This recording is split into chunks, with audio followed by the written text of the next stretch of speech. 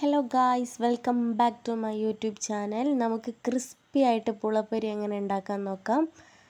അപ്പോൾ ആദ്യം തന്നെ നമുക്ക് പുള ഇങ്ങനെ കഴുകിയിട്ട് തൊലി കളഞ്ഞെടുക്കാം. നമ്മളിവിടെ പുള എന്നാണ് പറയുക, കപ്പക്കിഴങ്ങെന്നും പറയും.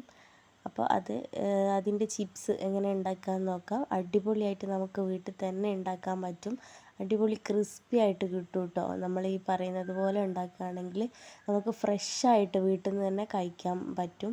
ഉണ്ടാക്കിയിട്ട് നമ്മൾ കടയിൽ നിന്നൊക്കെ വാങ്ങുന്നത് എത്ര ദിവസം പഴക്കമുള്ളതാണെന്നൊന്നും നമുക്കറിയില്ലല്ലോ. അപ്പം നമ്മൾ നല്ല ഫ്രഷായിട്ട് കഴിക്കാൻ പറ്റും ഇങ്ങനെ ഉണ്ടാക്കുകയാണെങ്കിൽ. അപ്പോൾ ഓരോ കപ്പ കഷ്ണം എടുത്തിട്ട് നമുക്കിങ്ങനെ സ്ലൈസർ വെച്ചിട്ട് സ്ലൈസ് ചെയ്തെടുക്കാം. അപ്പോൾ ചെറിയ ചെറിയ തിന്നായിട്ടുള്ള ഒരു പീസായിട്ട് വേണം നമുക്കിങ്ങനെ സ്ലൈസ് ചെയ്തെടുക്കാൻ. എന്നാൽ മാത്രമേ നല്ല ക്രിസ്പി ആയിട്ടുള്ള പൂളപ്പൊരി നമുക്ക് കിട്ടുകയുള്ളൂ, അല്ലെങ്കിൽ കപ്പപ്പൊരി. അപ്പോൾ നമുക്കിങ്ങനെ ഓരോ പീസും ഇങ്ങനെ ആക്കിയെടുക്കണം. അപ്പോൾ തിന്നായതുകൊണ്ട് തന്നെ നല്ല ക്രിസ്പി ആവും. അപ്പോൾ കട്ടിയാവാതെ നമ്മൾ ശ്രദ്ധിക്കണം.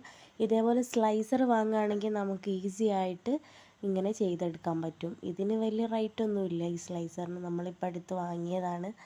അപ്പോൾ അടിപൊളിയായിട്ട് തന്നെ കിട്ടും.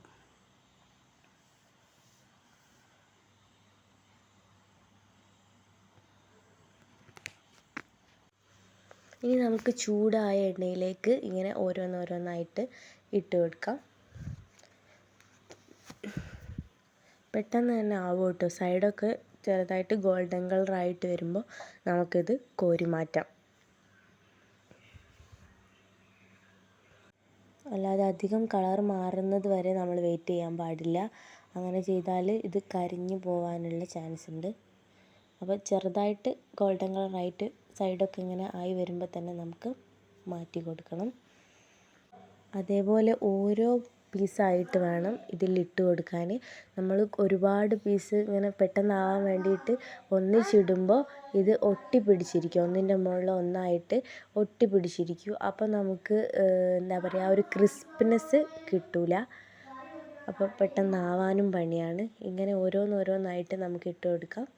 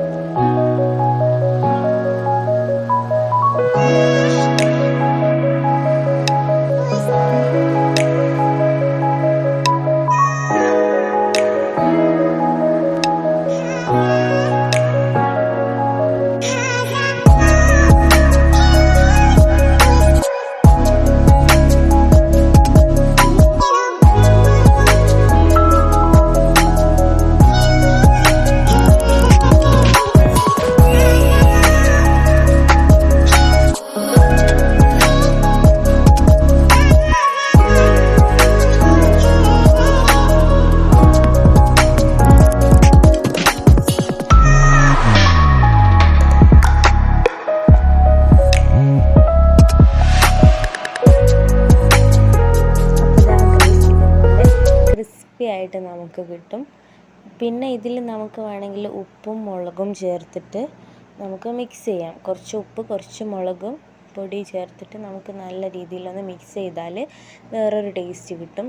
ഇതിപ്പോൾ നമുക്ക് ഇങ്ങനെ കഴിക്കാനാണ് ഇഷ്ടം. ഇങ്ങനെ തന്നെ കഴിക്കുമ്പോൾ നമുക്ക് പൂളയുടെ കപ്പയുടെ ആ ഒരു രുചി നമുക്ക് ഇങ്ങനെ കിട്ടും. അപ്പോൾ നമുക്ക് അതാണ് കൂടുതൽ ഇഷ്ടം.